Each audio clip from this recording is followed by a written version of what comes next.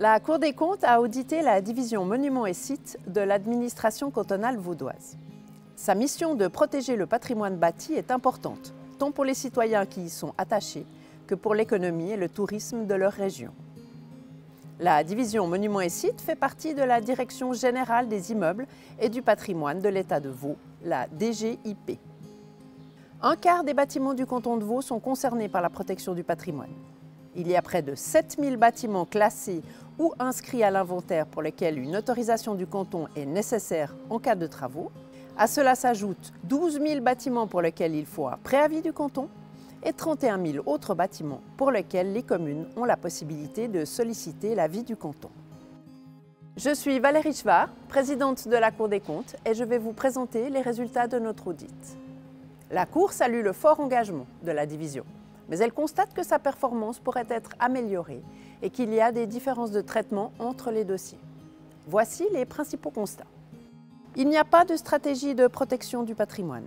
L'activité est menée principalement de manière réactive en fonction des diverses sollicitations, sans objectif à atteindre ni stratégie. La révision du recensement des bâtiments est très en retard.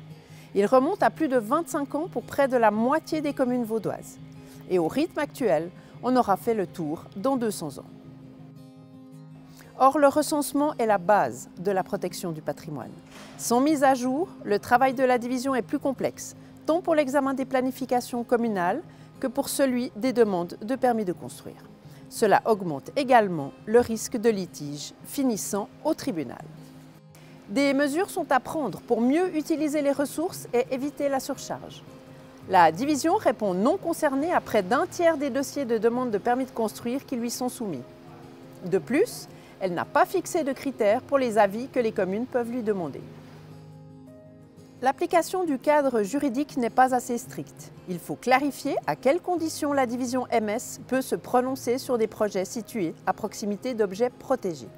De plus, des problèmes de forme et des confusions entre exigences et recommandations ressortent des communications écrites de la division.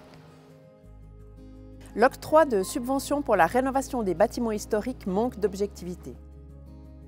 Les pratiques varient au niveau des critères d'octroi et des taux de subventionnement.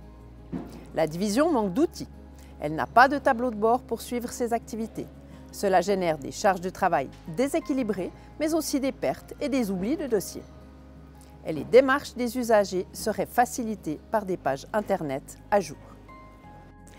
La Cour adresse 13 recommandations visant à définir une stratégie de protection du patrimoine, renforcer le recensement architectural, mieux cadrer l'examen des planifications communales, mieux prioriser le traitement des demandes d'autorisation de travaux, préciser la portée des règles de droit et les appliquer de manière uniforme, enfin, développer les outils de gestion interne et en ligne. Toutes les recommandations ont été acceptées par la DGIP. La Cour des comptes vous invite à consulter le rapport d'audit ainsi que sa synthèse sur son site Internet.